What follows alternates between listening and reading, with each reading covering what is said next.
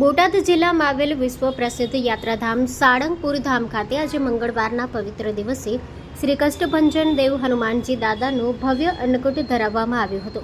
શ્રી સ્વામિનારાયણ મંદિર વડતાલ ધામ સંચાલિત આ મંદિર ખાતે દાદાને સેવંતી અને ઓર્કિડના મિક્સ ફૂલોથી અલભ્ય અને મનોહર શણગાર કરવામાં આવ્યો હતો. દાદાના પરમ પૂજ્ય શાસ્ત્રી સ્વામી હરિપ્રકાશ દાસજી અઠાણાવાડાની પ્રેરણાથી અને કોઠારી વિવેક સાગર દાસજી સ્વામીના માર્ગદર્શન હેઠળ શ્રી કષ્ટભંજન દેવ હનુમાનજીને ખાસ એમ્બ્રોઇડરી વર્કવાળા કલાત્મક વાઘા પહેરાવવામાં આવ્યા હતા. સિંહાસન પર રંગબેરંગી સેવંતી અને ઓર્કિડના ફૂલો વડે કરવામાં આવેલ શણગાર ભક્તોને મંત્રમુગ્ધ કરી દીધા હતા.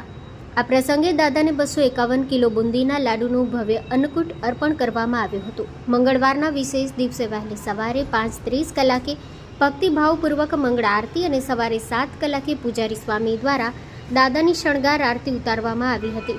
Story report by Vipul Luhar, Botad.